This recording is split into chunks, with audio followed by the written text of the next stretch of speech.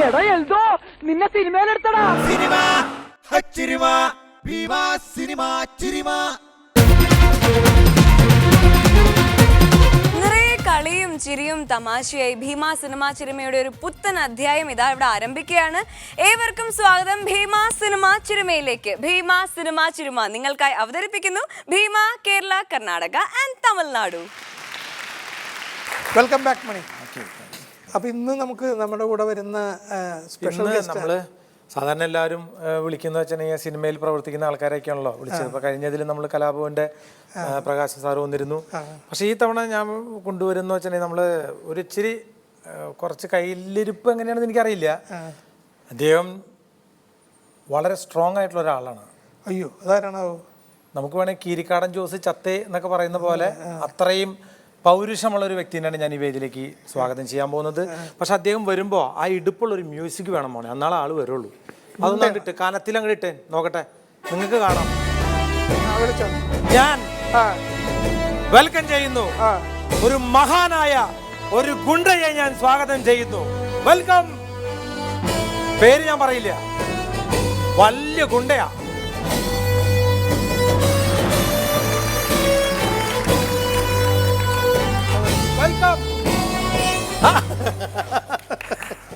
പക്രുവിനെ അല്ല വിളിച്ചത്, ഏതൊരു ഗുണ്ടയാണ് വിളിച്ചിരിക്കുന്നത്. എനിക്ക് മനസ്സിലായി ആരെ ഉദ്ദേശിച്ചാ വിളിച്ചെന്ന് മനസ്സിലായി, അതാ ഞാൻ കയറി പോകുന്നത്. എനിക്ക് ആദ്യം അജിയോട് പറയാൻ വേറെ ഒന്നുമില്ല, ഒരു ഹെൽപ്പ് എനിക്ക് ചെയ്തായിരുന്നു. എന്താ ചേട്ടൻ പറഞ്ഞു, ചേട്ടന് വേണ്ടി ഞാൻ എന്ത് ചെയ്തു തരും? എനിക്ക് ചാലക്കുടിയില് ഒരു കുറച്ച് സഹായം ചെയ്യാൻ വേണ്ടിയിട്ടാണ്. എന്ത് സഹായം? അവിടെ എൻ്റെ വീടിൻ്റെ അടുത്തേ ഒരാൾ കുറേ നാളായി എൻ്റെ അടുത്ത് ആവശ്യപ്പെടുന്നത്. അവിടെ നിന്ന് ഒരു വാടകക്കാരൻ ഇറങ്ങി പോണേ ഇല്ല. അപ്പൊ അയാളൊന്ന് അടിച്ചിറക്കാൻ ഒരു സഹായം ചെയ്യുകയാണെങ്കിൽ വളരെ സന്തോഷമായിരിക്കും. പക്രു അടിച്ചിറങ്ങാൻ ഇത് ഇങ്ങനെ ഇരിക്കണ കൂട്ടാക്കണ്ട. പക്രു തന്നെ പറഞ്ഞിട്ടുണ്ട് ആളെ വലുപ്പത്തിലല്ല കാര്യം, വറക്കിലെ കാര്യം പക്രു പറഞ്ഞേക്കണം. എന്റെ പൊന്നു ചേട്ടാ, അങ്ങനെ ഒരു അബദ്ധം പറ്റി, ഞാനൊന്നും ചെയ്തിട്ടില്ല. ഒന്നും ചെയ്തില്ല. പറഞ്ഞേ, പണ്ട് കോമഡിയൊക്കെ ചെയ്യുന്ന സമയത്ത് ഞാൻ ഇങ്ങനെയൊക്കെ വന്നിട്ട് ചേട്ടൻ ചോദിച്ചിട്ടല്ലോ ആരാന്ന് ചോദിക്കുമ്പോൾ ഞാൻ പറയാറുണ്ട് ഞാൻ കോട്ടയത്തെ അറിയപ്പെടുന്ന ഒരു ഗുണ്ടയാന്നൊക്കെ പറഞ്ഞ് തമാശ കളിച്ചിട്ടുണ്ടെന്നുള്ളതല്ലാതെ. അന്നൊരു പേരുണ്ടായിരുന്നു ഉണ്ടപ്പക്രു എന്ന്. പക്ഷെ അതിപ്പോ നമുക്ക് പറയാൻ പറ്റില്ല, ഗിന്നസ് പക്രു ആണ്, ഉണ്ടപ്പക്രു എന്നാണ്. പക്ഷെ ഇപ്പൊ അത് മാറി, ഇപ്പൊ ഗുണ്ട പക്രു ആയി. സാറേ ആ പേര് പിന്നെ ചേട്ടൻ അങ്ങനെ പറഞ്ഞ് അത് ഓർപ്പിക്കരുത്, അതെനിക്കൊരു പ്രയാസമാവും. വിട്ടുകള സാരില്ല, കുഴപ്പമില്ല. അജി എന്താണെന്നറിയാമോ ഈ വിവാദങ്ങളൊക്കെ ഉണ്ടാവണക്ക, ഇപ്പൊ അജിയെ പറ്റി ആവശ്യമില്ലാത്ത കാര്യങ്ങളൊക്കെയാണ് പറഞ്ഞ് പരത്തിച്ചാണ്. കാരണം അത് അനുഭവമുള്ള ഒരു വ്യക്തിയാണ് ഞാനും. വിവാദവള, അങ്ങനെ പ്രശ്നം, ഇങ്ങനെ പ്രശ്നം, ഒരുപാട് പ്രശ്നങ്ങൾ. അതൊരു സെലിബ്രിറ്റിക്ക് തേടിയെത്തും. നമ്മളൊന്നും അറിയണ്ട, ഓട്ടോറിക്ഷ വിളിച്ച് കഷ്ടകാലം വീട്ടിലേക്ക് എത്തും. നമ്മളൊന്നും അറിയണ്ട, അവിടെ ഇരുന്നാൽ മതി. അജി ഇനി ഒന്നും അറിയണ്ട. അല്ല എന്തായാലും ഞാൻ ചെയ്തതെന്ന് പറഞ്ഞു കഴിഞ്ഞാൽ നമുക്കൊരു ചെറിയൊരു ഒരു വീട് വാടകയ്ക്ക് കൊടുത്തു. അതിലൊരാൾ വന്നു, ഒരു ഓണർ എന്നുള്ള രീതിയിൽ ഞാൻ മാറാൻ പറഞ്ഞിട്ട് അദ്ദേഹം മാറിയില്ല. അത് കഴിഞ്ഞപ്പോഴേക്കും അദ്ദേഹത്തോട് നമ്മൾ കുറച്ച് കാര്യമായിട്ട് ആവശ്യപ്പെട്ടപ്പോൾ അദ്ദേഹം തന്നെയാണ് നമ്മളെ വന്ന് ആക്രമിച്ച് എൻ്റെ അച്ഛനെയും അമ്മയും ഒക്കെ വല്ലാതെ പരിക്കേൽപ്പിച്ചതെല്ലാം വാർത്തകളിലൂടെ എല്ലാവരും അറിഞ്ഞതാണ്. പിന്നീട് കുറേ കാര്യങ്ങൾ കഴിഞ്ഞ് കഴിഞ്ഞപ്പോൾ മറ്റു തരത്തിലുള്ള ബുദ്ധിമുട്ടുകളൊക്കെ ഈ പറഞ്ഞ പോലെ തന്നെ അവരുടെ ഭാഗത്തുനിന്നും വന്നു. അങ്ങനെ കുറച്ച് വാർത്തകൾ മറ്റു തരത്തിലും പരന്നു. എന്നാൽ ഒരു കാര്യം, ഒരു വിഷമമുള്ളത് എന്താണെന്ന് വെച്ച് കഴിഞ്ഞാൽ എന്നെപ്പറ്റി പോലും ആണെങ്കിലും ആരെങ്കിലും ചില വാർത്തകൾ പ്രചരിപ്പിച്ച ചില വ്യക്തികൾ വിശ്വസിക്കും. അതെന്താ കാര്യം? അത് ഈ ഗുണ്ടായ്സ് എന്നൊക്കെ പറയുന്നത് ഇവിടെ ഇരിക്കുന്ന ആൾക്കാർക്ക് അറിയാൻ പറ്റും. നമ്മൾ ഇതുവരെയും ജീവിതത്തിൽ ഒരിടത്തും ഒരു എന്താ പറയുക, ഒരു മറ്റുള്ളവരോട് ബഹുമാനമല്ലാതെ അല്ലെങ്കിൽ അവരെ റെസ്പെക്ട് ചെയ്തുകൊണ്ടല്ലാതെ ഒരു തരത്തിലും നമ്മൾ ഒരു കാര്യം ചെയ്തിട്ടില്ല. അല്ല, ഞാൻ പറഞ്ഞ കാര്യം അത് നമ്മൾ സിനിമയിൽ അഭിനയിക്കുന്ന ആൾക്കാരായാലും സീരിയലിൽ അഭിനയിക്കുന്ന ആൾക്കാരായാലും എവിടെങ്കിലും എന്തെങ്കിലും ഒരു പ്രശ്നം ഉണ്ടെങ്കിൽ അതിലൊരു സിനിമാ നടൻ ഉണ്ടാവും, അല്ലെങ്കിൽ ഒരു സീരിയൽ ആർട്ടിസ്റ്റ് ഉണ്ടാവും എന്നുള്ളത് അതൊരു ഭയങ്കര ഒരു ക്രെഡിറ്റ് ആണ്. അത് അപ്പൊ അതുകൊണ്ടൊക്കെ ഉണ്ടാവണതാണ്. അതൊന്നും ടെൻഷൻ അടിക്കേണ്ട കാര്യമൊന്നുമില്ല. അജി പോയിട്ട് ഇടിക്കാനാ, അജി പോയി ഇടിക്കാനാ, ഞാൻ ഇവിടെ ഒന്ന് തുമ്മട്ടെ, എന്താ ഉണ്ടാവുന്ന ഞാൻ കാണിച്ചു തരാം. ഞാൻ ഒന്ന് തുമ്മട്ടെ. അജി ഇടിച്ചു എന്നല്ലേ പറഞ്ഞേ, ഞാൻ കാണിച്ചു തരാം. അങ്ങനെയല്ല സാധാരണ തെറിച്ച് വീഴാറ പതിവ്. പക്ഷെ ഇപ്പൊ ഇത്തിരി ആരോഗ്യം വെച്ച് തുടങ്ങിയോന്നൊരു സംശയം. അതുകൊണ്ടല്ല ഞാനൊന്ന് തുമ്മി കാണിക്കാന്ന് പറഞ്ഞപ്പോ ഞാനൊരു ഒന്ന് ധൈര്യപ്പെട്ടു. അതിന്റെ പറയാതെ ചേട്ടൻ തുമ്മിരുന്ന ചിലപ്പോ വീണ് പോയല്ലേ. എന്തായാലും അജി അത് അങ്ങനെയൊക്കെ ഉണ്ട്, അതുകൊണ്ടാണ് ഉണ്ടാവുന്നത്. അതൊന്നൊരു വിഷയമാക്കി എപ്പോഴും എന്താണെന്ന് പറഞ്ഞു കഴിഞ്ഞാൽ ഈ കുറ്റങ്ങൾ കേൾക്കാൻ ഇഷ്ടമാണ്. തീർച്ചയായിട്ടും നമ്മള് നമ്മളുടെ ഈ പ്രോഗ്രാമിൻ്റെയും സക്സസ് അത് തന്നെയാണ്. നമ്മളെപ്പോഴും സ്വല്പം കളിയാക്കലാണല്ലോ. അത് തന്നെ നമ്മൾ വിരോധം വിചാരിച്ചിട്ടോ വിഷമം വിചാരിച്ചിട്ടോ കാര്യമില്ല. അത് പൊതു സ്വഭാവമാണ് നമ്മൾ. അല്ല, എനിക്കെന്തായാലും അതിലൊരുപാട് സന്തോഷമുണ്ട് സാറേ. കാരണം വേറൊന്നുകൊണ്ടുമല്ല, ഞാൻ സത്യത്തിൽ നമ്മൾ നിയമമൊന്നും കയ്യിലെടുത്തിട്ടില്ല. നിയമത്തിൻ്റെ വഴിക്ക് തന്നെ കറക്റ്റായിട്ട് പോയി പറഞ്ഞവർ പറഞ്ഞോട്ടെ, എഴുതിയവർ എങ്ങനെ വേണമെങ്കിലും എഴുതിക്കോട്ടെ, അതിലൊന്നും കുഴപ്പമില്ല. ഞാൻ നേരെ പോയി ബഹുമാന്യമായിട്ടുള്ള ഹൈക്കോടതിയിലാണ് നമ്മളെ സമീപിച്ചത്. അവിടെ എനിക്ക് ഹൈക്കോടതി വളരെ വിശാലമായ രീതിയിൽ തന്നെ എനിക്ക് അനുകൂലമായിട്ട് വിധിയും കിട്ടി. ന്യായം നമ്മുടെ ഭാഗത്തായതുകൊണ്ട് എനിക്ക് വിധി കിട്ടി. അതും എനിക്ക് ഒരുപാട് സന്തോഷമുണ്ട്. ഈ പബ്ലിസിറ്റി വരുമ്പോഴാണ് ഏറ്റവും കൂടുതൽ പ്രശ്നങ്ങൾ. ഇതിപ്പോൾ വീട്ടിൽ ഇത് ആരെ പറഞ്ഞവർ അച്ഛനും അമ്മയ്ക്കും വിദ്യാഭ്യാസം ഇല്ലാത്തതിൻ്റെ കുഴപ്പം കൊണ്ട് സ്വന്തം മകൻ സ്കൂളിൽ പോയിട്ട് ഇലക്ട്രിസിറ്റീനെ അവൻ അവിടെ ഇലക്ട്രിക് കിറ്റിന്ന് എഴുതി. ഇലക്ട്രിസിറ്റിന്ന് ബോർഡിൽ എഴുതാൻ പറഞ്ഞു. ആ പയ്യൻ പോയിട്ട് ഇലക്ട്രിക് കിറ്റിന്ന് എഴുതി. അപ്പോൾ ടീച്ചർ പറഞ്ഞു, നീ നിൻ്റെ അമ്മയെ വിളിച്ചുകൊണ്ടിരുന്ന് ക്ലാസ്സിൽ വിളിച്ചുകൊണ്ടിട്ട് കയറിയാൽ മതി എന്ന് പറഞ്ഞു. അങ്ങനെ അമ്മേനെ വിളിച്ചുകൊണ്ടിട്ട് അമ്മ ചോദിച്ചു, എന്തേ ടീച്ചർ, എൻ്റെ മകൻ എന്തോ പറഞ്ഞു, എന്തേ എഴുതി എന്ന് പറഞ്ഞു, എന്താ പ്രശ്നം എന്ന് ചോദിച്ചു. നിങ്ങളുടെ മകൻ ഇലക്ട്രിസിറ്റിന്ന് ഇലക്ട്രിക് കിറ്റിന്ന് എഴുതിയേ, അതെന്താ അങ്ങനെ? അല്ല, അവനിപ്പോൾ കൊച്ചുകുട്ടിയല്ലേ ടീച്ചറെ, അപ്പോൾ അവൻ പ്രായമായി വരുന്നില്ലുള്ളൂ, അതുകൊണ്ട് അവനൊരു തെറ്റ് പറ്റിയതായിരിക്കും, അങ്ങനെ എഴുതിയതായിരിക്കും, കുഴപ്പമില്ല, അന്ന് ക്ഷമിച്ച് കളയാ ടീച്ചറെ. അതൊന്നും പറഞ്ഞാൽ പറ്റില്ല, നിങ്ങൾ നിങ്ങളുടെ അച്ഛനെ വിളിച്ചുകൊണ്ട് വരാൻ പറഞ്ഞു. അങ്ങനെ അച്ഛൻ വന്നു. അച്ഛൻ ചോദിച്ചു, ടീച്ചറെ ചച്ചിട്ട് എന്നിട്ടുണ്ടായേ ഉണ്ടായേ?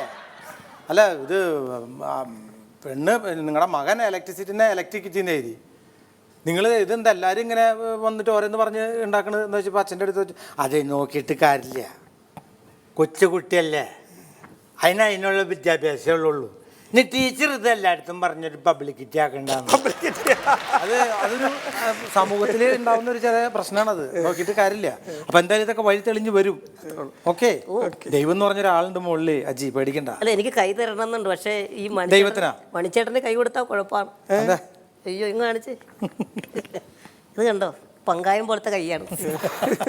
മിക്കവാറും എന്നെ കൈ പിടിച്ചിട്ട് ഇങ്ങനെ ചെന്നിട്ട് ഒരു ഞെരിക്കലുണ്ട്. എങ്ങനെയാണ്?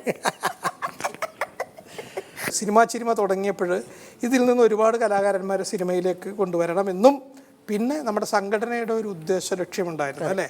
ഒരുപാട് പേരെ ഞാൻ ഈ സ്റ്റേജിൽ നിന്നിട്ട് പറയാത്തൊരു കാര്യമാണ് നമ്മുടെ സംഘടനയെക്കുറിച്ച്. ഈ സംഘടനയിലെ ആദ്യത്തെ ട്രഷറർ ഞാനായിരുന്നു. ആണോ? അന്ന് ഫണ്ട് അത്ര ഉണ്ടായിരുന്നു? ഫണ്ട് അത്ര ഉണ്ടായിരുന്നു മാത്രമല്ല, ഞാൻ ഈ പൈസ എടുത്തോണ്ട് ഓടില്ലാന്ന് വിശ്വസിച്ചിട്ടായിരിക്കും ഇവരെല്ലാവരും കൂടെ എന്നെ ട്രഷററാക്കിയത്. അത് കഴിഞ്ഞിട്ട് ഇപ്പം ഞാൻ ഇതിൻ്റെ ജോയിൻറ്റ് സെക്രട്ടറിയാണ് ഈ അസോസിയേഷൻ്റെ. അതിലെനിക്ക് ഒരുപാട് സന്തോഷമുണ്ട്. കാരണം നമ്മുടെ ജീവിതത്തിൽ ചിരിപ്പിക്കുന്ന കലാകാരന്മാർക്കൊക്കെ പിറകിൽ കുറേ ഒരുപാട് ദുഃഖങ്ങളുണ്ടല്ലോ. അപ്പോൾ അവരെ സഹായിക്കാനും അവർക്ക് കൂടുതൽ വേദികൾ കൊടുക്കാനും അവരെ സിനിമയിലേക്ക് കൊണ്ടുവരാനും ഒക്കെ ഉള്ളൊരു നല്ല സദുദ്ദേശത്തോടു കൂടി തന്നെയാണ് നമ്മുടെ മണിച്ചേട്ടൻ്റെയും. അതുപോലെ തന്നെ ഇതിൽ ഞങ്ങൾക്ക് തുടക്കം തൊട്ടിട്ട് ഏറ്റവും കൂടുതൽ ഞങ്ങൾക്ക് സപ്പോർട്ട് തന്നിട്ടുള്ളത് നമ്മുടെയൊക്കെ ബഹുമാന്യനായിട്ടുള്ള ഈ ഷോയുടെ ഡയറക്ടർ സിദ്ദിഖ് സാറാണ്. ജോയിൻറ്റ് സെക്രട്ടറി എന്നുള്ള നിലയിലും അതുപോലെ അദ്ദേഹത്തെ ഒരുപാട് വളരെ അടുത്തറിയാവുന്ന ഒരു എന്താ പറയുക, എന്നെ ഒരു അനുജനെ പോലെയാണ് സാറ് കാണുന്നത്. ഈ മലയാള മനോരമയുടെ മഴവിൽ മനോരമയുടെ ഇതേ ഫ്ലോറിൽ വെച്ച് തന്നെ കോമഡി ഫെസ്റ്റിവൽ എന്ന പ്രോഗ്രാമിന് അദ്ദേഹത്തോടൊപ്പം സീറ്റ് പങ്കിടാനുള്ള ഒരു വലിയ ഭാഗ്യം എനിക്കുണ്ടായി. ആ സമയത്ത് ഞങ്ങൾക്ക് ഒരുപാട് കാര്യങ്ങൾ ഈ സംഘടനയുടെ കാര്യങ്ങളൊക്കെ ഷെയർ ചെയ്യാനും അത് ഈ ഇങ്ങനൊരു പ്രോഗ്രാമിൻ്റെ ചുക്കാൻ പിടിക്കാനും അദ്ദേഹത്തിന് താല്പര്യമുണ്ട്, അല്ലെങ്കിൽ അദ്ദേഹത്തോട് റിക്വസ്റ്റ് ചെയ്യാനും എനിക്ക് സാധിച്ചു എന്നുള്ളതിലൊക്കെ എനിക്ക് ഒരുപാട് സന്തോഷമുണ്ട്.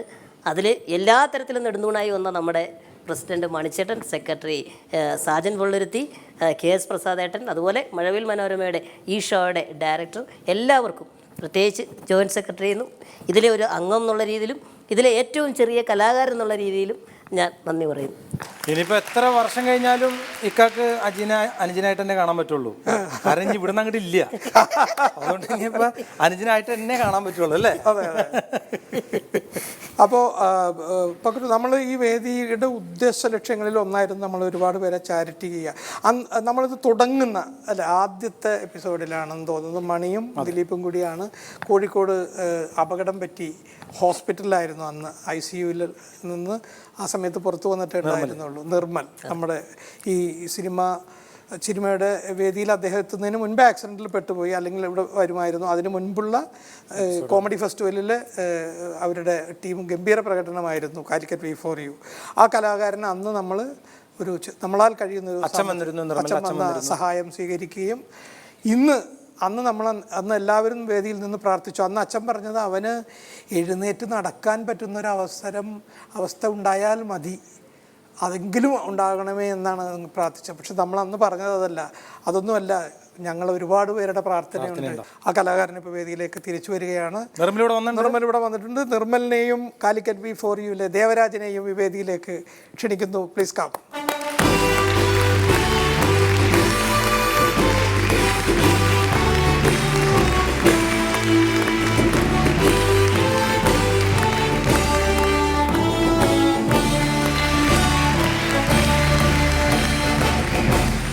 നിർമ്മൽ, മരണം അല്ലേ മുന്നിൽ കണ്ട വ്യക്തിയാണ് നിർമ്മൽ. ICUവിൽ മരണത്തെ അതിജീവിച്ച് മുന്നോട്ട് വരികയും അവസാനം ഈ വേദിയിൽ വന്ന് ഇതിൻ്റെ ഒരു അവസാന നാളുകളിലെങ്കിലും പൂർണ്ണ ആരോഗ്യവാനായി തിരിച്ചു വരാൻ സാധിച്ചു എന്നുള്ളത് ഒരു വലിയ കാര്യമാണ്. അതിന് ഒരുപാട് പേരുടെ പ്രാർത്ഥനയുണ്ട്.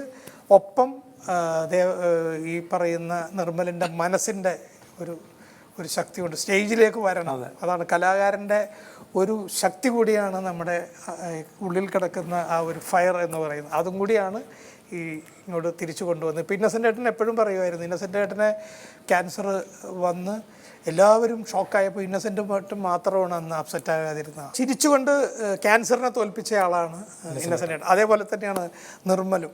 നിർമ്മലിൻ്റെ ഉള്ളിലെ ഫയറാണ് ഇന്ന് വേദിയിൽ വരണം, സിനിമയിൽ വരണം. സിനിമയിലേക്ക് തുടങ്ങുന്ന അല്ലേ 1-2 സിനിമകളിൽ ശ്രദ്ധേയമായ വേഷങ്ങൾ കെട്ടി ശ്രദ്ധിക്കപ്പെടാൻ തുടങ്ങിയപ്പോഴാണ് നിർമ്മലിന് ഈ ഒരു അപകടം ഉണ്ടായത്. പക്ഷെ എനിക്ക് തോന്നുന്നു ഇപ്പോൾ നിർമ്മലിൻ്റെ വണ്ണം കുറഞ്ഞു നല്ലോണം. അത് നന്നായി അല്ലേ, കുറച്ച് നന്നായി. ഇനിയിപ്പോൾ ഈ വണ്ണം അധികം കൂടാതെ നോക്ക്. നടപ്പിന് ചെറിയൊരു ഹെൽപ്പ് ചെയ്യണം. ഫിസിയോതെറാപ്പി ചെയ്യുന്നുണ്ട്. നിർമ്മലിന്റെ പ്രകടനം കണ്ടിട്ടുണ്ടോ? ഞാൻ 1-2 കണ്ടു. എന്താണ് ബാബു ഏട്ട എന്ന് പറയുന്ന ഒരു പ്രയോഗം തന്നെ മണിച്ചേട്ടാ, നമ്മള് സാറിനറിയാലോ, നമ്മുടെ കോമഡി ഫെസ്റ്റിവലിലെ ഏറ്റവും നല്ലൊരു പ്രകടനം കണ്ടിട്ടാണ് എൻ്റെ ലൈഫിൽ ഞാൻ ആദ്യമായിട്ട് ഒരു സിനിമ സംവിധാനം ചെയ്ത സിനിമയിൽ നമ്മുടെ ആ ഷോയിൽ നിന്നും നിർമ്മലിനെയാണ് കാസ്റ്റ് ചെയ്തത്. ആകെ ഒരാളാണ്, നിർമ്മലാണ് വന്നത്. ആ സിനിമയിൽ നിർമ്മലാണ്. എനിക്ക് അങ്ങനെയാണ് നിർമ്മലോടൊരു വലിയൊരു ആത്മബന്ധവും അടുപ്പമൊക്കെ തോന്നിയത്. പക്ഷേ നിർമ്മലിൻ്റെ ഈ ആക്സിഡൻറ്റ് എന്നെ മാനസികമായിട്ട് ഒരുപാട് വിഷമിപ്പിച്ചിട്ടുണ്ട്. മിക്കവാറും എല്ലാ ദിവസവും തന്നെ ഞാൻ ദേവരാജനെ വിളിച്ചിട്ട് വിവരങ്ങളൊക്കെ അറിയും. എനിക്ക് ഇന്നിപ്പോൾ ഈ ഒരു വേദിയിൽ നിർമ്മല നടന്നു വരുന്ന കണ്ടപ്പോൾ സത്യത്തിൽ ഈശ്വരനോട് ഏറ്റവും കൂടുതൽ പ്രാർത്ഥിക്കുകയും ദൈവമുണ്ട് എന്നുള്ളതിൻ്റെ ഒരു തെളിവാണ് നമ്മുടെ ഈ ഷോ തീരുന്നതിന് മുമ്പ് തന്നെ നിർമ്മല ഈ വേദിയിൽ നടന്നെത്തിയത്. അതൊക്കെ ഒരു കലാകാരന് കിട്ടുന്ന ഏറ്റവും വലിയൊരു ദൈവികമായ അനുഗ്രഹമാണ്. അതിലെനിക്ക് ഒത്തിരി സന്തോഷമുണ്ട് സാർ. അതെ, ഒരു കലാകാരൻ്റെ ദൗത്യം എന്ന് പറയുന്നത് എന്തിനാണ് നമ്മൾ ഈ കല തന്നിരിക്കുന്നത്? മറ്റുള്ളവരെ സന്തോഷിപ്പിക്കാനാണ്. ആ സന്തോഷിപ്പിക്കൽ ജീവിതകാലം മുഴുവനും നിർമ്മലിൻ്റെ ഭാഗത്തുനിന്ന് ഉണ്ടാവട്ടെ, സിനിമയിലൂടെയും വേദിയിലൂടെയും. ഹരീഷ് ഒന്നും വന്നില്ല അല്ലേ നിങ്ങളുടെ ടീമിൽ? ഹരീഷ്, സിറാജ് ഒന്നും വന്നില്ല അല്ല, പുറത്താണ് പരിപാടിയായിട്ട് പോയത്. സ്വിറ്റ്സർലൻഡ്. പ്രദീപിന്റെ വീട് പണി നടക്കുന്നു. അപ്പൊ അതുമായിട്ട് പ്രദീപ് അവിടെ എൻഗേജാണ്. ഹരീഷ് പിന്നെ ഭാവിക്ക് സുഖമില്ലാത്തതുകൊണ്ട് വന്നില്ല. അപ്പോൾ അവരൊക്കെ സിനിമയിൽ ഇപ്പോൾ ഹരീഷിന് സപ്തമശ്രീ തസ്കര സ്റ്റാർട്ടിങ്ങും എൻഡും പ്രദീപ് ഹരീഷ് രണ്ടുപേരും. ദേവരാജൻ വീട് വെച്ചു. വീടിന്റെ കീർത്താംസം എന്നെ വിളിച്ചിട്ടുണ്ട്. ഈ വീട് മതി, ഇനി വീട് വെക്കണ്ട, വീട് വെച്ചോ, ഇനി വീടുകൾ വെച്ചോ, പക്ഷെ വാടകയ്ക്ക് കൊടുക്കല്ലേ. ദേവരാജന്റെ ഒരു പ്രകടനം എന്തെങ്കിലും? അതെ, നമ്മളെ സംബന്ധിച്ചിടത്തോളം വെച്ചാൽ ഇപ്പം നിർമ്മലാണ് പറയേണ്ടത്. നിർമ്മലിപ്പം പറയാൻ പറ്റാണ്ട് എങ്ങനെ നിൽക്കുകയാണോ എന്താണെന്നുള്ള അറിയില്ല. കാരണം ഇങ്ങനെ ആക്സിഡൻ്റ് ആയതിനു ശേഷം നമ്മൾ ഒരുപാട് ആളുകൾ നമ്മളെ വിളിച്ച് കോണ്ടാക്ട് ചെയ്യും. പക്ഷേ അങ്ങനൊരു ഈ വേദിയിൽ നിർമ്മലിൻ്റെ അച്ഛനൊക്കെ വന്ന് നമ്മൾ ആദ്യത്തെ എപ്പിസോഡ് അപ്പോൾ ഇങ്ങനെ ഇപ്പോഴും പലരും അറിയില്ല. മനോരമയിൽ അന്ന് നമ്മൾ ഇവിടെ നിന്ന് പറ്റാവുന്ന രീതിയിലുള്ളൊരു സാമ്പത്തിക സഹായം കാര്യങ്ങളൊക്കെ അന്ന് ചെയ്തിരുന്നു. പിന്നെ ഒരുപാട് ആളുകൾ, പ്രത്യേകിച്ച് നമുക്ക് എന്ന് പറഞ്ഞാൽ ഈ ഫ്ലോറിൽ നിൽക്കുമ്പോൾ കോഴിക്കോട് നിന്നുള്ള ഒരു ടീം എന്നുള്ള നിലയിൽ നമ്മളിപ്പോൾ എവിടെയെങ്കിലും ഇറങ്ങുമ്പോൾ ഒരു 4 ആൾ ഇന്ന പ്രോഗ്രാമിലുണ്ടായിരുന്ന ഇപ്പോഴും കോമഡി ഫെസ്റ്റിവലിൻ്റെ പേരും ആചാര്യം കിണാരനും ബാർബർ ഷോപ്പൊക്കെ പറഞ്ഞിട്ടാണ് നമ്മളെ പലരും തിരിച്ചറിയുന്നത്. അതുകൊണ്ട് തന്നെ ഈ വേദിയിൽ ഇന്ന് എന്തായാലും എന്ത് ബുദ്ധിമുട്ടുണ്ടെങ്കിലും ഇന്നിവിടെ വരണം എന്നുള്ളത് ഞങ്ങളൊരു ഉറച്ച തീരുമാനമായിരുന്നു. അതാണ് ഞങ്ങൾ ബാക്കിയുള്ള ആളുകളില്ലാതിരുന്നിട്ട് ഞങ്ങളിവിടെ എത്തിയതിൻ്റെ ഒരു പ്രധാനപ്പെട്ട കാരണത. കാരണം അത്ര കണ്ട് ഈ മഴവിൽ മനോരമയുടെ ഫ്ലോർ ഞങ്ങളുടെ ലൈഫിലൊരു സ്വാധീനം ഉണ്ടാക്കിയിട്ടുണ്ട്. അതാണ്. അതെ, ഒരു നിങ്ങൾക്കൊരു തുടക്കം. അതെ അതെ. നിങ്ങളുടെ കലാകാരൻ, നിങ്ങളിലുള്ള കലാകാരന്മാർ നിങ്ങളുടെ തന്നെയാണ്. പക്ഷെ അവർക്കൊരു വേദി ഉണ്ടായി. മുമ്പും പല ചെറിയ ചെറിയ ഷോകളൊക്കെ ചെയ്തിട്ടുണ്ടെങ്കിലും നമ്മളൊരു ടീമിനെ ആളുകൾ ശ്രദ്ധിച്ചു തുടങ്ങിയത് പിന്നെ കുറേ പുറത്തുള്ള അവസരങ്ങൾ, ഇപ്പോൾ നിർമ്മല സിനിമയിൽ ആണെങ്കിലും ഹരീഷിനാണെങ്കിലും എല്ലാവർക്കും ഒരു ഓപ്പണിംഗ് കിട്ടിയതൊക്കെ ആ ഒരു പ്രോഗ്രാമിൻ്റെ പിൻബലത്തിലാണ്. ഇപ്പോൾ എനിക്ക് തോന്നുന്നു സീസൺ 1 കഴിഞ്ഞിട്ട് ഇപ്പോൾ 2 വർഷമാവാൻ, എന്നിട്ടും ഇപ്പോഴും ആ ഒരു എഫക്റ്റ് അത് യൂട്യൂബിലുണ്ട് ഒരുപാട്. പിന്നെ നിർമ്മലിനെ സംബന്ധിച്ചിടത്തോളം നമ്മളെ ഏറ്റവും വലിയ ഒരു മിമിക്രി ആർട്ടിസ്റ്റിന്റെ ഏറ്റവും വലിയ ആയുധം എന്ന് പറയുന്നത് തൊണ്ടയാണ്. അപ്പം നിർമ്മലിന് ആ ഹോസ്പിറ്റലായിരുന്ന സമയത്ത് ഇതിലെ കുറെ കഴുത്തിൽ ഈ കുഴലൊക്കെ ഇറക്കി അങ്ങനെയൊക്കെ ഉണ്ടായിട്ടും ഇപ്പോഴും ഞങ്ങൾക്ക് ഏറ്റവും വലിയ സന്തോഷം എന്ന് പറഞ്ഞാൽ ഇപ്പോൾ നിന്ന നിപ്പിൽ ഇപ്പോഴും ഒരു 10 നടന്മാരുടെ വോയിസ് ഡിറ്റോ ആയിട്ട് പറഞ്ഞാൽ അതേ കരുത്തോടു കൂടി, അതാണ് നിർമ്മലിന് ഞങ്ങൾ ഏറ്റവും ഒരു അനുഗ്രഹമായിട്ട് നമ്മൾ കണ്ടു. അപ്പം ഞാൻ പറഞ്ഞ നിർമ്മലിനെ കൊണ്ട് തീർച്ചയായിട്ടും ഈ വേദിയിൽ ഒരു 4 സ്റ്റാറെങ്കിലും പറയിപ്പിക്കാതെ നമുക്ക് പോകാൻ പറ്റില്ല എന്നുള്ളതാണ്. അതാണ്. ഓക്കെ, അപ്പോൾ നമുക്ക് ആദ്യം ഒരു 2 വാക്ക് പറയാം നിർമ്മലിന്. കൂടുതലായിട്ടൊന്നും പറയാനില്ല, അധികം പറഞ്ഞാൽ ചിലപ്പം കരഞ്ഞു പോകും. അതുകൊണ്ട് കൂടുതലായിട്ടൊന്നും പറയാം. കാരണം ജീവിക്കോ എന്നുള്ള പേടി എനിക്കില്ലായിരുന്നു. കാരണം പുറമുള്ള ആളുകൾക്കുള്ളായിരുന്നു, ഞാനൊന്നും അറിഞ്ഞിട്ടില്ല. പിന്നെ ഞാൻ എണീറ്റപ്പോൾ ഉള്ള ശബ്ദമില്ലാത്ത പ്രശ്നമായിരുന്നു. ഇവിടെ ഒരു പൈപ്പൊക്കെ ഇട്ടിട്ടുള്ളത്. അപ്പോൾ ഇനി ശബ്ദം ഉണ്ടാവില്ല എന്നുള്ള പേടിയായിരുന്നു. അതെടുത്തപ്പം ആ ശബ്ദം തിരിച്ചിട്ടപ്പോൾ ആദ്യം ദൈവത്തിനെ വിളിച്ച്, ജീവിക്കാൻ വേണ്ടി ദൈവത്തിനെ ഞാനൊന്ന് വിളിച്ചിട്ടില്ല. കാരണം ഞാൻ അറിഞ്ഞിട്ടില്ല സംഭവങ്ങളൊന്നും. എന്തായാലും ഒരു നാട് മൊത്തം എൻ്റെ കൂടെ നിന്നിട്ടുണ്ടായിരുന്നു. അമ്പലങ്ങളിലാണെങ്കിലും പള്ളികളിൽ കൂട്ടപ്രാർത്ഥനയൊക്കെ ആയിട്ട് നാട് മൊത്തം, സ്കൂളുകളിലൊക്കെ എൻ്റെ കൂടെ നിന്നുണ്ടായിരുന്നു. നാട് മൊത്തമല്ല, എല്ലാവരും. ശരിക്കും എല്ലാവരും പറയും ഇപ്പം നടന്നോ, വീണ് കഴിഞ്ഞാൽ ആരും ഉണ്ടാവില്ല എന്ന് പറയും. പക്ഷെ വീണ് കഴിഞ്ഞപ്പോൾ എൻ്റെ കൂടെ എല്ലാവരും ഉണ്ടായി. അത് ഭയങ്കരമായിട്ടുള്ളൊരു ഈ ഒരു അവസരത്തിൽ ഈ ഒരു നിമിഷം വരെ, ഒരു 8 മാസം കഴിഞ്ഞ് ഈ ഒരു നിമിഷം വരെ ഉണ്ടായിട്ടുണ്ട്. അപ്പോൾ അതിനുശേഷം ദേവൻ തന്നെ പ്രോഗ്രാം പിടിച്ചിട്ട് സ്കിറ്റൊന്നും ചെയ്യണ്ടാ, ഇന്ന് കയറിയിട്ട് 2 സ്റ്റാറെങ്കിലും ചെയ്യുന്നു. അങ്ങനെ സ്റ്റാർ ചെയ്തിരുന്നു, 2 സ്റ്റാർ. മലയാളത്തിൽ ഒരുപാട് നല്ല വേഷങ്ങൾ സമ്മാനിച്ച സിദ്ദിഖ് സാറിൻ്റെ ശബ്ദം. അമ്മച്ചി ഇത് ആരെ തോൽപ്പിക്കാനാ, പടു വാങ്ങത്താനെ തോന്നുന്നു. അപ്പച്ചൻ്റെ കൈ പിടിച്ചിറങ്ങിയ കൊച്ചുറായി ഇല്ലിപ്പോ. ഇപ്പം പ്രായം എത്രയായി, മക്കളും മരുമക്കളും പേരക്കുട്ടികളും എല്ലാം ആയി. പ്രായം വരുമ്പോൾ തടങ്ങിയിരിക്കണം, അല്ലാതെ കണ്ടവന്മാരെ ബൈക്കിൻ്റെ പിന്നാലെ കിണാശ്ശേരി അങ്ങാട്ട് പോയി തെണ്ട് വല്ല വേണ്ടത് പറഞ്ഞിരിക്കാം. ഈ സിദ്ദിഖ് സാറ് തന്നെ സെൻറ്റിമെൻറ്റ്സ് സീനുകളൊക്കെ ചെയ്യുമ്പോഴുള്ള ഒരു വോയിസ് വ്യത്യാസം.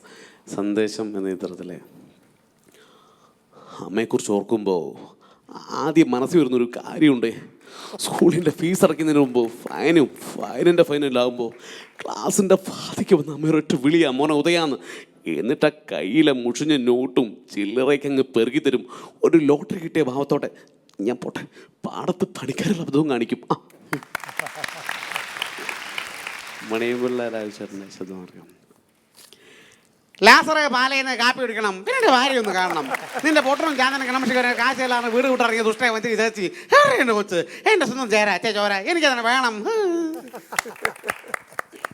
അതുപോലെ ഒടുവിലുണ്ണികൃഷ്ണൻ സാറിൻ്റെ ശബ്ദം. വെളിച്ചപ്പാടങ്ങനെ ഉറഞ്ഞു തുള്ളില്ലേ, ഒരു ഭാഗത്താണ് അനിയപ്പൾക്കാർ, മറുഭാഗത്താണ് ചേട്ടമ്പൾക്കാർ. പ്രേമേന്ദ്ര നിനക്കെടുപ്പാ ഇരുപത് ഒഴിയുള്ളൂ, അടുക്കളപ്പുറത്തുള്ള വഴി. 6-ാം നമ്പുരാൻ എന്ന സിനിമയിലെ ലാലേട്ടൻ്റെ ആ എൻട്രി സീൻ, സായികുമാർ മോഹൻലാലിൻ്റെ കോമ്പിനേഷൻ. ജെയിംസ് ജഗൻ എവിടെ? എടോ പന്നെ എബി മധ്യ പണി പഠിച്ചു. അവൻ ആ കോൺട്രാക്ട് രാംസ്വാമി അസോസിയേഷൻ മറച്ചു വയ്ക്കുന്നു. എനിക്ക് എത്രയും പെട്ടെന്ന് ജഗനെ വേണം. ശംഭു മഹാദേവ. ജഗൻ നീ എവിടാണ്? ഇതാ ഞാൻ നമ്മുടെ എരിക്ഷോണില്ലേ, അവൻ ഇന്നലെ മണാലിന്ന് ഒന്ന് ചാടി. ഒരു കെട്ട് നല്ല ചരസമായിട്ട് ഒരു ഞാനൊരു ഫ്രണ്ടിനെ മീറ്റ് ചെയ്യാൻ പോവാ, ഗസ്റ്റിൽ കേൾക്കാൻ. കിഷൻ മാധവ് പാടുന്നു, നീ വരുന്നോ?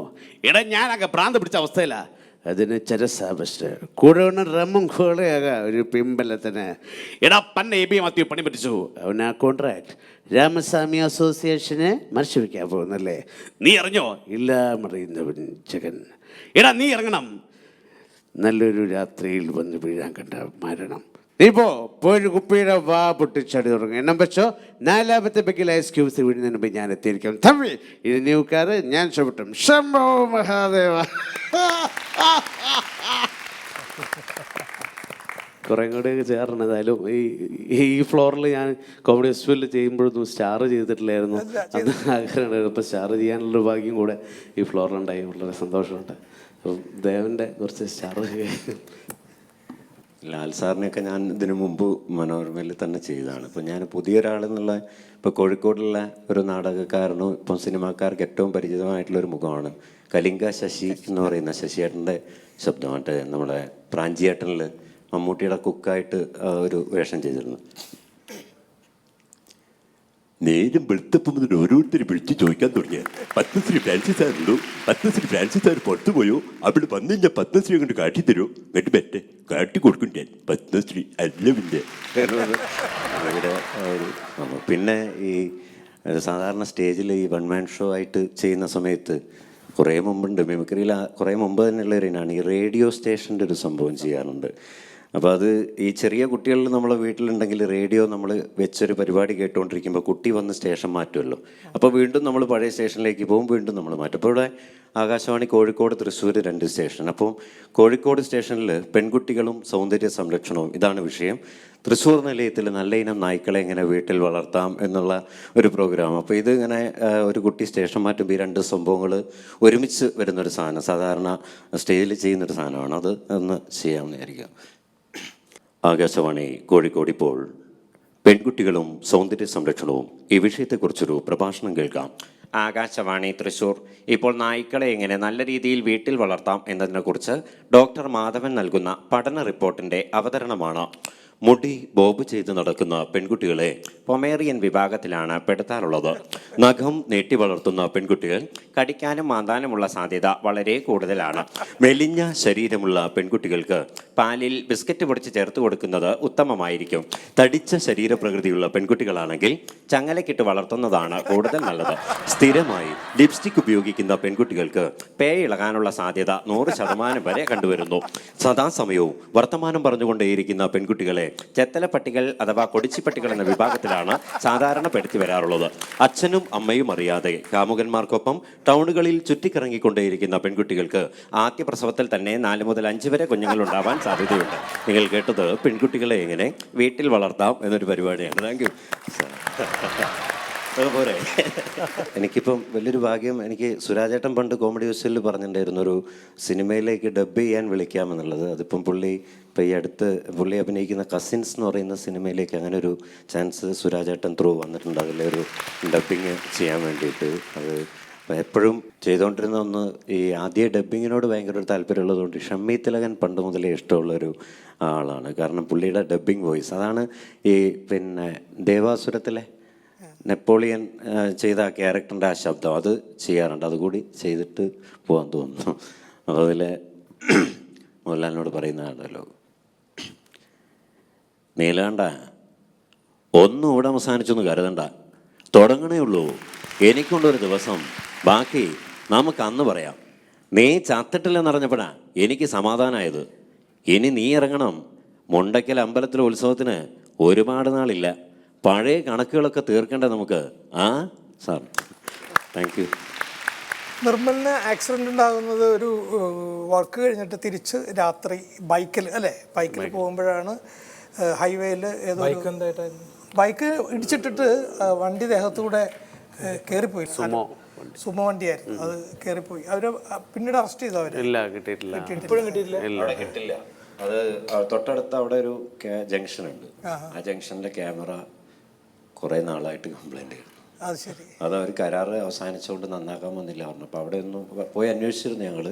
അപ്പം ആ സമയത്തൊന്നും ക്യാമറ വർക്കിംഗ് അല്ല. അപ്പം അതുകൊണ്ട് ആ ടൈമിൽ പോയ വണ്ടികളുടെ ഡീറ്റെയിൽസ് ഒന്നും എടുക്കാനൊന്നും പറ്റിയില്ല. അങ്ങനെയാണ് അത് ഇതായി. അത്യാവശ്യത്തിന് ക്യാമറ വർക്ക് ചെയ്യുന്നില്ല. അത് അവർ ഇടിച്ചിട്ട് പൊയ്ക്കളഞ്ഞു. പിന്നീട് ആരോ അല്ലേ പുറകിൽ വന്ന ആരോ ആണ്. നാട്ടിലെ തന്നെ അറിയുന്ന ഒരാളാണ്, പ്രവി എന്ന ആളാണ് കണ്ടത്. ആള് നാട്ടിൽ നാളെ വിളിച്ച് കൂട്ടിക്കൊണ്ടുപോയി ഹോസ്പിറ്റലിൽ എടുത്തു. ദുരന്തം അത് ആർക്ക് എവിടെ എപ്പോ എന്ന് നമുക്ക് പറയാൻ പറ്റില്ല. ആർക്കും സംഭവിക്കാതിരിക്കട്ടെ എന്ന് നമുക്ക് പ്രാർത്ഥിക്കാം. സാറ് ഈ ഒരു സമയത്തുള്ള ഒരുപാട് നന്ദി കുറേ ആളുകളോട് പറയാനുണ്ട്. ഒരു എപ്പിസോഡിലൊന്നും പറഞ്ഞാൽ തീരാത്ത നന്ദിയുണ്ട്. പക്ഷേ അതിൽ എടുത്ത് ആദ്യം പറയേണ്ട കാര്യം മിംസിലെ ഡോക്ടേഴ്സ്, അവരോട് തീർത്താ തീരാത്ത കടപ്പാടുണ്ട്. ഭയങ്കരമായിട്ട് എൻ്റെ കൂടെ നിന്നിട്ടുണ്ട്. ഇത് ഹോസ്പിറ്റൽ കോഴിക്കോട് കോഴിക്കോട് മിംസ് ഹോസ്പിറ്റലിലെ ഡോക്ടേഴ്സ്. ഒരു ഡോക്ടർ വീട്ടിൽ പോലും പോകാണ്ട് 3 ദിവസം എൻ്റെ അടുത്ത് തന്നെ ഇരുന്നിരുന്നു. എൻ്റെ അടുത്ത് മാറാണ്ട് എൻ്റെ അടുത്ത് തന്നെ ഇരുന്നിരുന്നു. സാറെ കാണാൻ പറ്റിയിട്ടില്ല. പിന്നെ ഒരുപാട് ആളുകൾ, അതിനുശേഷമുള്ള ഫിസിയോതെറാപ്പിസ്റ്റ്, എല്ലാവരോടുള്ള നന്ദി ഒരുപാട് പറയാനുണ്ട്. എന്തായാലും ഞങ്ങളുടെ നിർമ്മലായിട്ട് തന്നെ ഞങ്ങൾക്ക് ഈ ഒരു തമാശക്കാരുടെ കുടുംബത്തിലേക്ക് തിരിച്ചു തന്ന മിംസിലെ എല്ലാ ഡോക്ടേഴ്സിനോടും സ്റ്റാഫിനോടും നിർമ്മലിന് വേണ്ടി പ്രാർത്ഥിച്ച എല്ലാ പ്രേക്ഷകർക്കും ഞങ്ങളുടെ കലാകാരൻ്റെ ഏറ്റവും അടുത്ത സുഹൃത്തുക്കൾ എന്നുള്ള നിലയിൽ ഞങ്ങളുടെയൊക്കെ നന്ദി പറയുകയാണ്.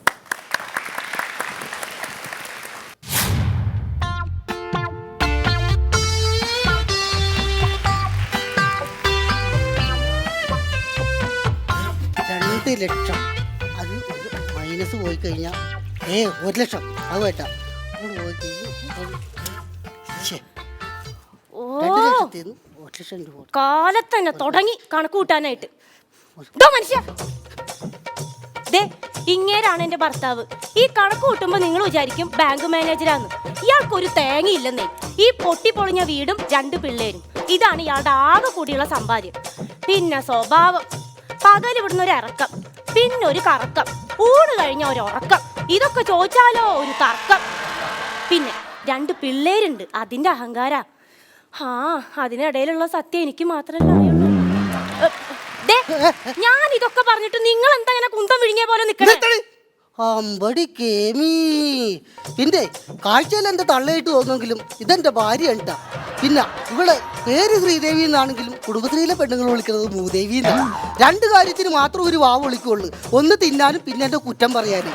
ഇപ്പൊ മൂദേവി എന്ന് വിളിച്ചാൽ ആര് ശ്രീദേവി എന്ന് വിളിച്ചാലും ഇവള് മൂദേവി എന്നേ കേൾക്കുള്ളൂ. വേണമെങ്കിൽ ഇതേ കേട്ടോട്ടാ.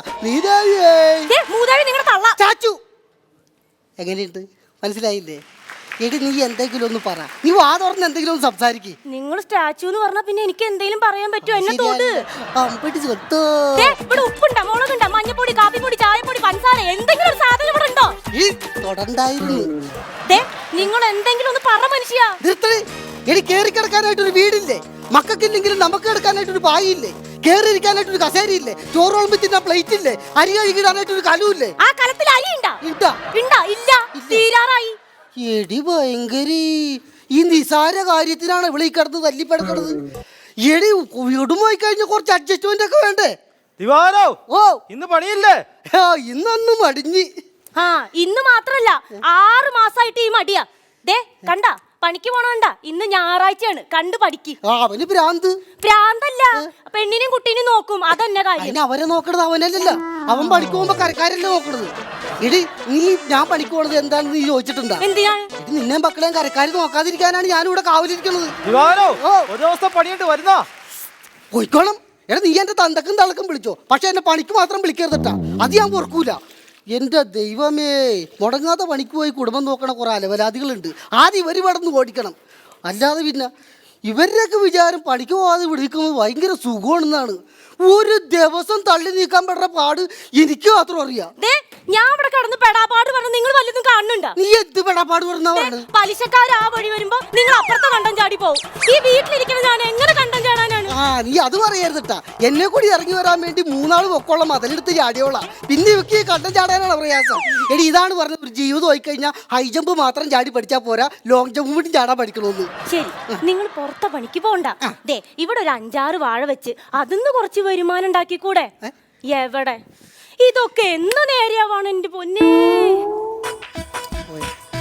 എല്ലാ ഭാര്യമാർക്കും ഭർത്താവ് നന്നായിരിക്കണമെന്നാണ് ചിന്ത. ഞാനിവിടെ വെറുതെ ഇരുന്ന് നിന്ന് നന്നായിരിക്കണത് അവക്ക് കണ്ടുകൂടാ. എന്റെ പൊന്നോ, എങ്ങനെ ഇവിടെ ജീവിച്ചോ?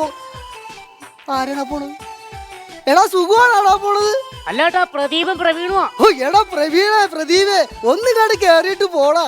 നമുക്ക് കുറച്ച് കുശലമൊക്കെ പറഞ്ഞിരിക്കാല്ലേ. വാ എന്നിട്ട് എന്റെ പൊന്നോ, ഇതെന്താ കാലത്ത് കുളിച്ചു ചന്ദനക്കുറിയൊക്കെ ഇട്ട് അമ്പലത്തിൽ പോയായിരിക്കും അല്ലേ? ഞങ്ങള് ചുമ്മാ ഒന്ന് കറങ്ങാൻ വേണ്ടി ഇറങ്ങി. ആണാ? ഞാൻ പേടിച്ചു പോട്ടെ. ഞാൻ വിചാരിച്ചു നിങ്ങൾ വല്ല പണിക്ക് പോയെടുത്ത്. പണിക്ക് ഞങ്ങളുടെ പട്ടി പോവും, അനാവശ്യം പറയരുത്. ഇവള് കേട്ടില്ലെന്നാ പോകുന്നത്. പിന്നെ ഇതെന്താണ് ഈ സഞ്ചിയില്? ഞങ്ങള് റേഷൻ മേടിക്കാൻ പോയതാട്ടാ. റേഷനാണ്? കൊള്ളാലോ. എടി ഇത് ഞായറാഴ്ച കിട്ടാത്ത റേഷനാണല്ലോ. അതെ, അതെ. എവിടുന്ന് സംഘടിപ്പിച്ച് പരയാടിക്കടയിലെ ചാക്കമ്മഞ്ഞാന്റെ അടുത്ത് ഇരട്ടി പൈസ കൊടുത്ത് മേടിച്ചാടാ. ആണാ? എന്നിട്ട് ഇതും കൊണ്ട് എങ്ങോട്ട് പോണു? ഞങ്ങൾ ആ വായനശാലയുടെ പുറകെ പോയിരുന്ന് അടിക്കാനുള്ള പരിപാടിയാ. എടാ മണ്ടന്മാരെ, ഇന്ന് ഞായറാഴ്ചയല്ലേ, പോലീസ് കറങ്ങി നടക്കുകയാണ്. നിങ്ങൾ ഈ പാടത്തും പറമ്പിലും പോയിരുന്ന് അടിച്ചാ ഈ പോലീസുകാർ പിടിച്ചിട്ട് പോയി ആർക്ക് പോയി? ആർക്ക് പോയി? നിങ്ങക്ക് പോയി. എന്ത് ചെയ്യും? ഇനി ഒന്നും ചെയ്യാനില്ല. എടാ ഇത്രയും നല്ല സൗകര്യമുള്ള വീടും പറമ്പും ഇവിടെ ഉള്ളപ്പാ നിങ്ങൾക്ക് ഇത് ഇവിടെ ഇരുന്ന് അടിച്ചാ പോരെ? വല്ലോടത്തും പോയി ഇരുന്ന് അടിച്ച് പോലീസിന് തല കൊടുക്കണോ? കൊടുക്കണ്ട. അതാണ് ഈ പറഞ്ഞത് ഇവിടെ ഇരുന്ന് അടിക്കാന്ന്. വേണ്ടെന്ന് ഇവിടുന്ന് അടിച്ച് ശരിയാത്തില്ല കേട്ടാ. ചേച്ചി ഉണ്ടല്ലേ? ചേച്ചി ഉണ്ടാ? അയ്യോ അവളടിക്കൂല, അവക്ക് കൊടുക്കണ്ട. ചേച്ചിക്ക് കൊടുക്കാനല്ല പറഞ്ഞത്. നമ്മൾ ഇവിടുന്ന് കഴിച്ചുകൊണ്ടിരിക്കുന്ന സമയത്ത് ചേച്ചി എങ്ങാനും വന്ന് ഇത് കണ്ടു കഴിഞ്ഞാൽ കുപ്പി തല്ലി പൊട്ടിച്ചാ പെട്ടുപോകും കേട്ടാ. പ്രദീപേ, ഈ വീട്ടിലെ ഗൃഹനാഥൻ ആരാണ്? ചേട്ടൻ. ഞാനല്ലേ? അപ്പൊ ഞാൻ പറഞ്ഞതല്ലേ ഇവിടെ നടക്കുള്ളൂ. അതിന്റെ കയറിയിട്ട് അവള് വന്നിട്ട് ഇവിടെ എന്തെങ്കിലും പറയോ? സത്യത്തിൽ നീയാണോ ഗൃഹനാഥൻ? ഞാനല്ലേ? അപ്പൊ അവള് ഇവിടെ വന്നിട്ട് എന്തെങ്കിലും പറയോ? അതാണ് പറഞ്ഞത് ഇവിടെ നിന്ന് കഴിക്കാന്നേ. നമുക്ക് അവിടെ എങ്ങാനും പോയി പാത്രത്തിൽ നിന്ന് കഴിച്ചാ പോരെ? വെറുതെ ഇവിടെ നിന്ന് കഴിക്കണ. നമ്മളവിടെ പോയി കഴിച്ചോണ്ടിരിക്കുമ്പോ പോലീസ് വന്നിട്ട് നീ അങ്ങോട്ട് ഓടിപ്പോകും.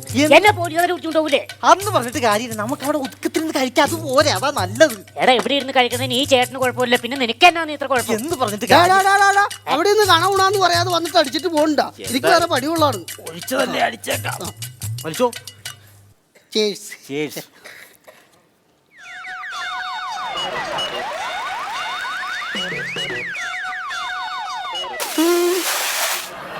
കണ്ടോടാ, വായുവില് മഴവില് ഉണ്ടാക്കണ കണ്ടോ? നീ കണ്ടോടാ? നീ കണ്ടോടി? ഒരെണ്ണം ഒഴിക്കും. ഇതെന്തിനാണ്? ഞാനും നോക്കട്ടെ വായുന്ന് മഴവില്ലുണ്ടാക്കാൻ പറ്റുമോ. എടാ ചേച്ചി നമ്മളെ ടീമാണ് ഒഴിക്കേച്ചോട് 1.5 കാലത്ത്. എഴുന്നേറ്റ് പോടാ അവിടുന്ന്, എന്റെ വീട്ടിൽ നിന്ന്. 2 കുട്ടികളും ഭാര്യയുള്ള മനുഷ്യനാണ് ഇയാള്. ഉപദേശം നന്നാക്കി കൂടാ നിങ്ങൾക്കൊക്കെ. എന്റെ പൊന്നേച്ചി, ചേച്ചി അന്യ വർത്താനേ പറയണേ. ഞാൻ എത്ര തവണ ഈ ചേട്ടന്റെ അടുത്ത് പറഞ്ഞു എന്നറിയാമോ? എന്തെന്ന്? ചേച്ചിനെ പിള്ളേരൊക്കെ കാട്ടി കണ്ടിട്ട് ഞങ്ങളുടെ ഇവിടെ പാറി പുറത്താണ്. കൈ പിള്ളി കേൾക്കണോന്നേ.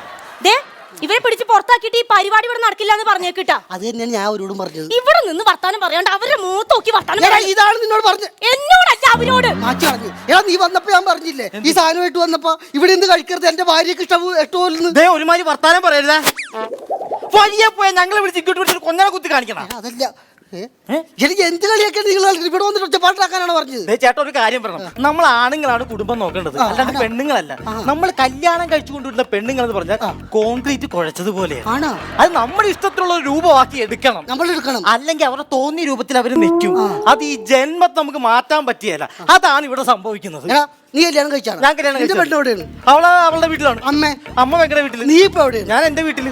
ഇതാണ് പറഞ്ഞത്, നിങ്ങൾ എല്ലാവരും കൂടി ഒരു കുടുംബമായിട്ട് ഒരു സ്ഥലത്ത് താമസിക്കും. എന്നിട്ട് എന്റെ കുടുംബത്ത് വന്നിട്ട് എന്നെ ഭാര്യനെ കുറ്റം പറ. മനസ്സിലാവണ്ട എനിക്ക് പറഞ്ഞത്? നീ ഒറ്റ ഇതിന് കാരണം മനസ്സിലായ? ഈ ചങ്ങാതി പെണ്ണുമ്പോൾ ഒരു പ്ലേറ്റ് മാറ്റും ഞാൻ അറിഞ്ഞ. എന്റെ കുടുംബത്തിൽ ഒച്ചപ്പാട് എടുക്കാൻ പാടില്ല.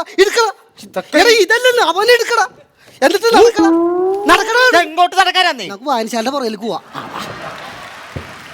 കണ്ട അയാളുടെ പ്ലാനിങ് കണ്ട. ഈശ്വര, ഇന്ന് എന്റെ ആങ്ങളെ വരണ ദിവസമാണ്. ഞാൻ എന്ത് വെച്ചുണ്ടാക്കി കൊടുക്കും?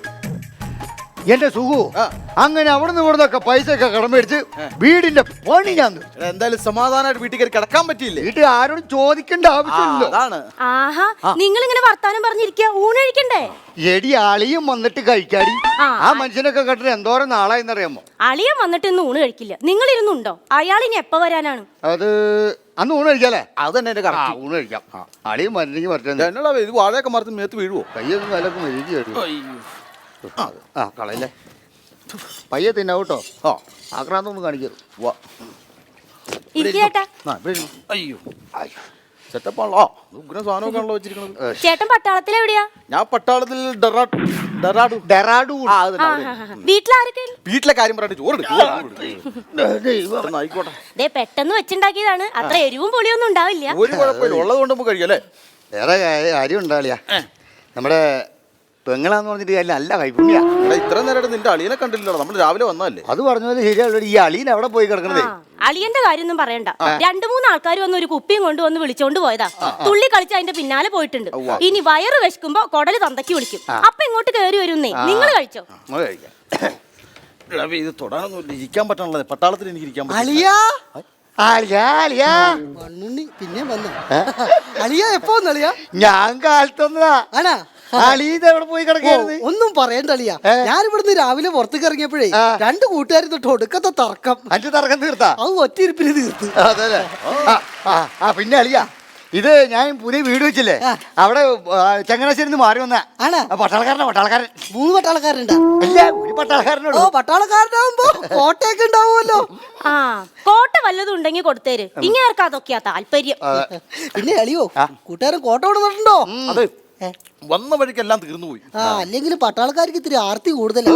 അല്ല കൂട്ടുകാരൻ കേറ്റു കൂട്ടുകാരാ വാരി വാരി കഴിക്കും. അളിയെ കഴിക്കളിയാ. ഞാൻ കഴിക്കാം. അളിയൻ എന്തിനാ വന്നേന്നറിയോ? വീടിന്റെ പാലുകാച്ചില് ക്ഷണിക്കാൻ വന്നതാ. വെച്ച് കാച്ചി അളിയ കഴിക്കളിയാ വാരി വാരി കഴിക്കും. വാരി കഴിക്കണതിന് വിരോധം ഉണ്ടായിട്ടല്ല, ഞങ്ങള് കാലത്ത് വന്നാണല്ലോ. അപ്പൊ ഇവിടുന്ന് പാലപ്പവും താറാവ് കറി തന്നു. അത് ഇപ്പോഴും തയ്ച്ചല്ല, അതിന്റെ ഇടയ്ക്ക് വീണ്ടും താറാവാ നമ്മുടെ പൂവൻ താറാവേ. ഞാൻ അതിനെ ചെറുതായിട്ടൊന്ന് കൊന്നു. അതിനെ കൊന്ന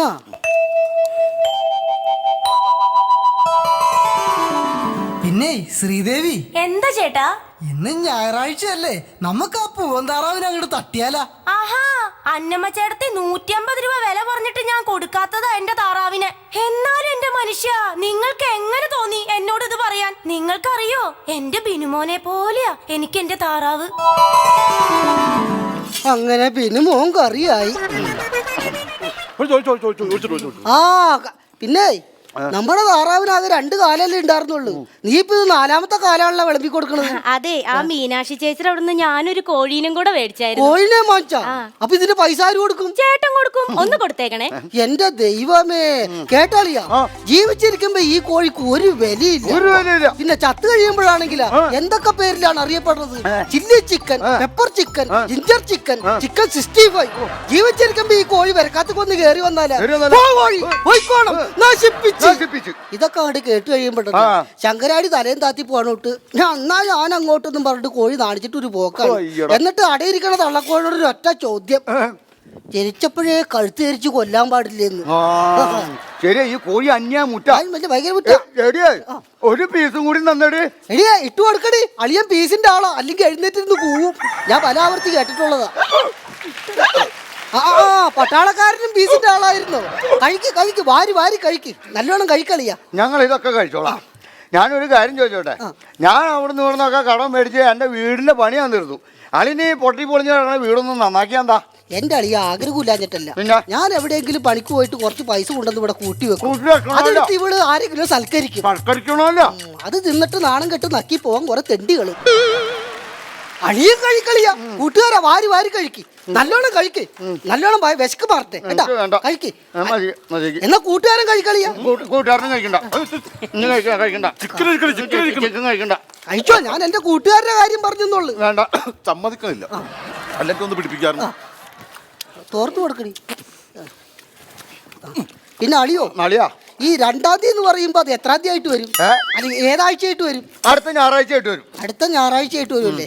അപ്പൊ ഈ കലാപരിപാടികളൊക്കെ എങ്ങനെയാണ്? അതിന്റെ പാല് കാച്ചൊക്കെ കറക്റ്റ് 8 മണിക്കാണ് നടക്കും. 8 മണിക്ക്. അത് കഴിഞ്ഞ് അവിടെ വന്ന ആൾക്കാർക്കൊക്കെ ഉച്ചയ്ക്ക് 1 ഗ്ലാസ് ചായയും 2 ബിസ്ക്കറ്റും. 2 ബിസ്ക്കറ്റ്. പിന്നെ നമുക്ക് വേണ്ടപ്പെട്ടവർക്കൊക്കെ വേണ്ടി കുറച്ച് ഉപ്പുമാവും കൂടി ഞാൻ കരുതിയിട്ടുണ്ട്.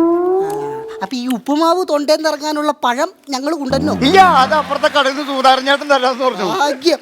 പിന്നെ അളിയാ, പെരതാമസൊക്കെ പെരൊക്കെ പണിതൊക്കെ കഴിഞ്ഞ് കഴിയുമ്പോഴേ പെരതാമസത്തിന് മുമ്പ് അളിയ എനിക്കൊരു സാധനം മേടിച്ച് തരാന്ന് പറഞ്ഞിട്ടുണ്ട്. അയ്യോ, ഓർമ്മയില്ല അളിയ. ഓർക്കാപ്പുറത്ത് പറഞ്ഞിട്ടാണെന്ന് അറിയോ? ഒരു ഓർമ്മയില്ല. സ്കൂട്ടറിൽ വിടില്ലേ, അന്ന് എന്റെ ഓർമ്മ പോയതാണ്. അത് കൊള്ളാം, എനിക്ക് ഓർമ്മയുണ്ട്. ഒരു തടിയാലമാര കൊടുക്കാന്ന് നമ്മൾ പറഞ്ഞിരുന്നില്ലേ? എനിക്ക് നല്ല ഓർമ്മ ചേട്ടാ. അവക്ക് ഓർമ്മയുണ്ട്, അവളുടെ മെമ്മറി ഭയങ്കര മെമ്മറി. അതെന്റെ പെങ്ങളാ. അപ്പൊ അളിയാ, ഈ അന്ന് 2-ാം തീയതി ഞായറാഴ്ച കൊച്ചിനെ കൊണ്ട് അളിനെ കൂട്ടി വരണോട്ടോ. നേരത്തെ വരണം. മറ്റത് മറക്കരുത്. കോലിട്ട് കൂത്താണ്ട് വന്നിട്ടോ ഒരാൾക്കാരനെന്ന് പറഞ്ഞ് മേപ്പോട്ട് നോക്കിയിരിക്കാം. പറഞ്ഞേക്കാം. ഇനി അതിനെ കൂടി പറയാത്ത കാര്യമുള്ളൂ. ചേട്ടാ, നമുക്ക് തലേ ദിവസം തന്നെ പോണം. പിന്നെ ഓമന ചേച്ചിയുടെ വായിലിരിക്കുന്നതൊക്കെ കേൾക്കണം. സാരല്ല, ഒരു സാരി കൊടുത്ത് അഡ്ജസ്റ്റ് ചെയ്യാം.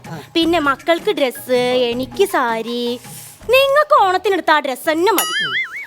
അയ്യോ, എന്തൊക്കെ കാര്യങ്ങളാ എനിക്ക് ചെയ്തു തീർക്കാനുള്ളേ. പിന്നെ തോമച്ചന്റെ ആ ഫർണിച്ചർ കടേന്നേ പോയിട്ട് ഒരു തടിയാലമാരക്ക് എന്തായാലും ഓർഡർ കൊടുക്കണേ. അതും ഈട്ടി തന്നെ വേണം. ഒന്നിനൊരു കുറവ് വരുത്താൻ പാടില്ല. ഒന്നിനും നമ്മളായിട്ടൊരു കുറവ് വരുത്തണ്ട. നീയും മക്കളും തലേ ദിവസം തന്നെ അളിയന്റെ പാലുകാച്ചിന് പോകണം. അളിയൻ തന്നെ ഉപ്പാവ് വയറിറച്ചി കഴിക്കണം. പിന്നെ നിനക്ക് നല്ലൊരു സാരി, മക്കൾക്ക് നല്ലൊരു ഉടുപ്പും കൊടുക്കണം. പിന്നെ തടിയലമാര അത് ഈട്ടി തന്നെ അങ്ങോട്ട് ആയിക്കോട്ടെ. നമുക്കായിട്ടൊരു കുറവ് വരുത്തേണ്ടതല്ല. ഇതങ്ങോട്ട് പിടിച്ചോ. ഇതെന്താ? ഇത് ഈ വീടിന്റെ ആധാരം. എന്റെ കയ്യിൽ ആകെ ഇതുള്ളൂ. പിന്നെ വൃക്ക നീ ചോദിക്കരുത്. അത് മോളുടെ കല്യാണത്തിന് വേണ്ടി നിർത്തിയിരിക്കുക. അപ്പൊ എല്ലാത്തിനും ഒരു പ്ലാനിങ്ങോട് കൂടിയൊക്കെയല്ലേ? കൊച്ചു കള്ളൻ. പിന്നെ അപ്പൊ ഇനി ഒന്നും നോക്കാനില്ല. നീയും മക്കളും കൂടി തലേദിവസം തന്നെ അങ്ങോട്ട് പോണ്. ഞാനും മക്കളോ? നിങ്ങൾ നിങ്ങൾ വന്നില്ലെങ്കിൽ അവര് ചോക്കില്ലേ അളിയൻ എവിടെയെന്ന്. അപ്പൊ ഞാൻ എന്ത് മറുപടി പറയും? അളിയൻ അനക്കല്ലേ തറ തന്നെ ചത്തെന്ന് പറയണേ.